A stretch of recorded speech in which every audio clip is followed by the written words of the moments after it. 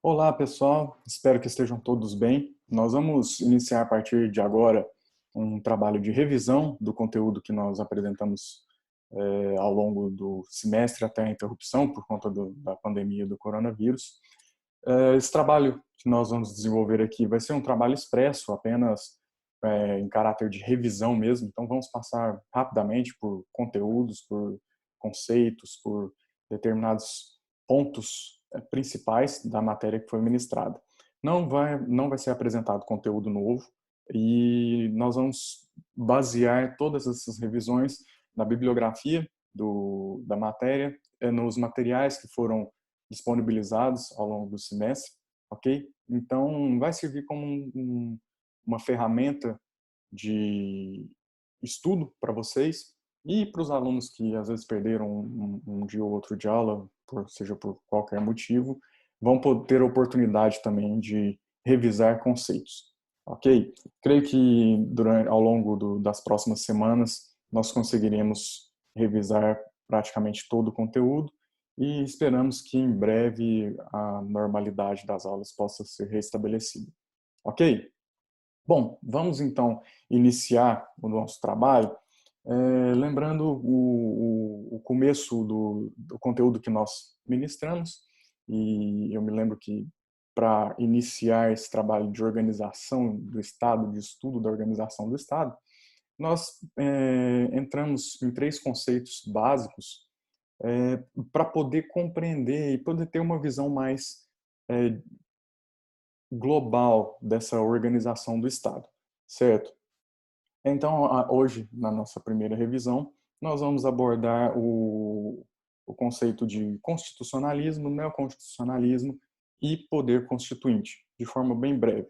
Tá? Essas revisões devem durar em torno de 10 a 15 minutos, cada uma, e então vamos dar início aos estudos. Bom, o constitucionalismo, ele é um movimento social, político e jurídico, e o objetivo principal desse constitucionalismo é justamente limitar o poder do Estado por meio de uma Constituição. Então, ele é um movimento que se desenvolve no sentido de estabelecer um corpo jurídico, um corpo normativo que vai delimitar a estrutura do Estado e, ao mesmo tempo, limitar a atuação desse Estado. É bom a gente lembrar que esse movimento surgiu com os movimentos liberais do final do século XVIII, em que se buscava a separação daqueles governos totalitários, governos em que o Estado ele tinha muito poder e ele atuava de forma muito incisiva na sociedade, no contexto social. Então, essas revoluções liberais burguesas elas buscavam romper com esse modelo e elas enxergaram o modelo constitucional como o modelo mais forte de romper com isso, estabelecendo regras, estabelecendo limites. Então, o constitucionalismo ele é justamente essa forma de desenvolver uma limitação do poder do Estado a partir de uma Constituição. Lembrando que estamos falando aqui de um constitucionalismo moderno, a doutrina entende que houve no passado formas digamos assim, formas pré-constitucionalistas, em que haviam estruturas mínimas jurídicas, entendimentos jurídicos, mas nada consolidado como se consolidou com o constitucionalismo moderno. O constitucionalismo moderno sim trouxe uma forma positivada de Constituição, uma forma mais estruturada de Constituição e um modelo em que, a partir dessas revoluções liberais burguesas, as constituições passaram a ter um protagonismo e até a visão da supremacia da Constituição ela surge a partir dessas revoluções liberais. Então, os principais ícones desse constitucionalismo, os principais resultados são a Constituição da Córcega de 1755, a Córcega que inclusive nem existe mais, a Constituição dos Estados Unidos de 1787 e a Constituição Francesa de 1791. Então, essas três constituições são os referenciais desse novo modelo trazido pelo constitucionalismo moderno. O constitucionalismo ele é tão dinâmico quanto a sociedade. Então, esse modelo, o constitucionalismo, esse processo de desenvolvimento constitucional, ele existe até hoje. Então, o constitucionalismo moderno surgiu, essa ideia de supremacia de Constituição surgiu com essas revoluções liberais burguesas, mas foi se desenvolvendo até o constitucionalismo contemporâneo, que muitos insistem em chamar em neoconstitucionalismo. Algumas doutrinas dizem que são a mesma coisa, neoconstitucionalismo ou constitucionalismo contemporâneo. Eu adoto uma outra visão, a visão de que o neoconstitucionalismo é um braço do constitucionalismo contemporâneo, até porque dentro do constitucionalismo contemporâneo a gente enxerga o neoconstitucionalismo, que é uma visão constitucional que diz respeito muito à experiência de cada Constituição, e tem o transconstitucionalismo, que foi inclusive uma teoria trazida até aprofundada pelo brasileiro Marcelo Neves, em que se trata das relações constitucionais e do desenvolvimento constitucional a partir das relações entre as constituições do mundo. Então, eu diria que o constitucionalismo contemporâneo, ele aborda neoconstitucionalismo e transconstitucionalismo. E até alguns tratam do constitucionalismo do futuro. Fato é que nós vamos sempre nos deparar com a visão do neoconstitucionalismo. O neoconstitucionalismo, ele surgiu ou ele se desenvolveu a partir do final do século XX e começo do século XXI. Ele vem muito em consequência da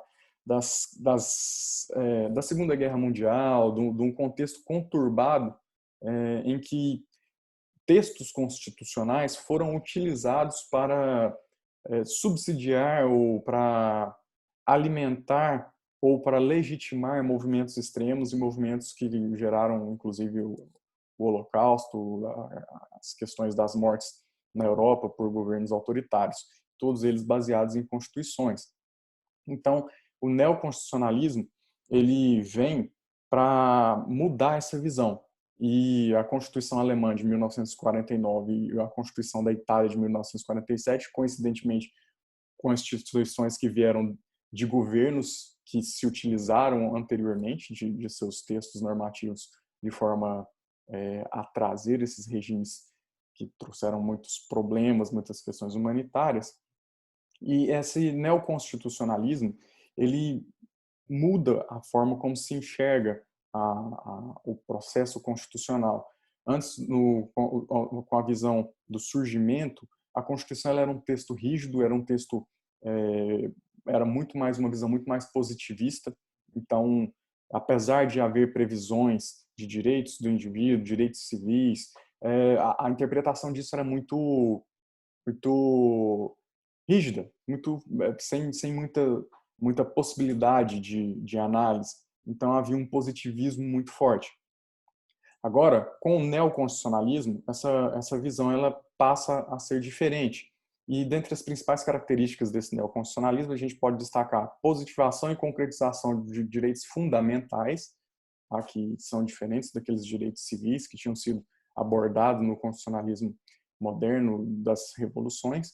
Então, direitos fundamentais passam a ser valorados e positivados nessas constituições.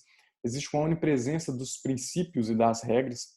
Então, a visão dos princípios que fundamentam a Constituição, ela passa a ter uma importância muito grande e isso influencia nas inovações hermenêuticas. Por quê? A interpretação da Constituição ela passa a ser diferenciada, ela passa a sofrer alterações. Então, não é mais aquele texto rígido da Constituição. Passam-se a analisar princípios dentro do contexto constitucional, passa aqui aquela ideia de sopesamento de princípios, de razoabilização para a solução de antinomias jurídicas passa a existir, passa a ter uma força maior. Então, a aplicação constitucional tem uma modificação. E o desenvolvimento da justiça distributiva, que é justamente dentro do contexto jurídico, é a ideia de tratar os desiguais na medida da sua desigualdade, de trazer um trabalho de acesso à justiça de forma mais equânime e não uma forma chapada, uma forma de aquela ideia de que todos são idênticos perante a lei e, portanto, recebem um tratamento idêntico. Não, existem indivíduos que têm uma situação de vulnerabilidade maior e, portanto, o trabalho jurisdicional, a Constituição deve enxergá-los na medida das suas desigualdades, certo? E, lembrando que nós estamos tratando aqui de forma bem rápida, esses conceitos eles são mais aprofundados na disciplina de controle de constitucionalidade, mas é bom a gente ter essa visão mais global para que nós possamos compreender os movimentos constitucionais ao longo da história e o processo de evolução da nossa própria estrutura constitucional. Finalmente, a gente chega na noção de poder constituinte, que também é muito importante para a gente entender. E, nesse contexto, o Alexandre de Moraes ele traz que o poder constituinte é a manifestação soberana da vontade política de um povo social juridicamente organizado. Bom, basicamente o poder constituinte é o poder de estabelecer uma constituição, é o poder de constituir uma nova ordem jurídica. Nesse sentido, o Canotilho ele traz que o poder constituinte se revela sempre como uma questão de poder, de força ou de autoridade política que está em condições de, numa determinada situação concreta, criar, garantir ou eliminar uma Constituição entendida como lei fundamental da comunidade política.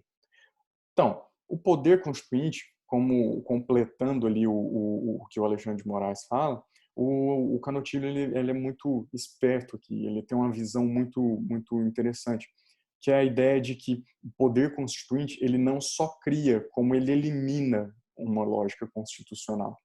E é daí que a gente entende que esse poder constituinte ele é constante.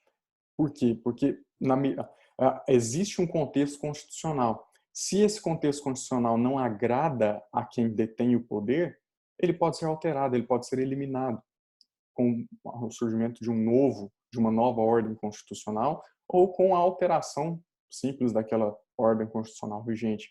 Então é bem interessante isso a gente enxergar. O poder constituinte ele não é só construidor de uma ordem constitucional, ele também é capaz de destruir uma ordem e estabelecer uma nova ordem constitucional. Mas quem tem esse poder? Bom, o poder constituinte, a titularidade, segundo a maior doutrina, a doutrina majoritária, a titularidade é do povo. O povo tem esse poder e aí esse povo é o coletivo culturalmente identificado e politicamente organizado, como a gente pôde ver aqui no slide anterior. Tanto Alexandre de Moraes quanto o Canotilho ele estabelece que é um povo social e juridicamente organizado. Então, o Canotilho fala de uma comunidade política. Então, é interessante a gente observar que nesse contexto não é qualquer povo, é um povo com esse intuito, com essa unidade política organizada visando essa limitação de um Estado dentro do seu contexto, certo? Bom, o Emanuel Sexto, ele que é o teórico inicial desse poder constituinte, dessa lógica do poder constituinte, ele é um dos que pensaram isso primeiro, ele estabelece, na verdade, que a titularidade desse poder é a nação. Bom, a nação ela nada mais é do que justamente esse povo organizado, institucionalmente organizado. Tem alguns elementos, como um Estado soberano envolvido, mas o importante é a gente abraçar o que a doutrina majoritária entende, que essa titularidade é do povo e o povo tem esse poder constituinte. Existem algumas como é que fala, classificações desse poder constituinte, como originário, derivado, difuso, mas essas classificações também devem ser aprofundadas na disciplina de controle de constitucionalidade. Aqui é interessante a gente entender essa ideia de que o povo tem esse poder constituinte e que esse poder constituinte é o poder de estabelecer novas constituições ou de alterar constituições. Ok? Bom, eu vou encerrar aqui a nossa apresentação desta revisão e nas próximas revisões estaremos abordando as constituições do Brasil para, assim, posteriormente darmos continuidade ao estudo da estrutura constitucional do Brasil. Ok? Espero que fiquem todos bem e até a próxima revisão.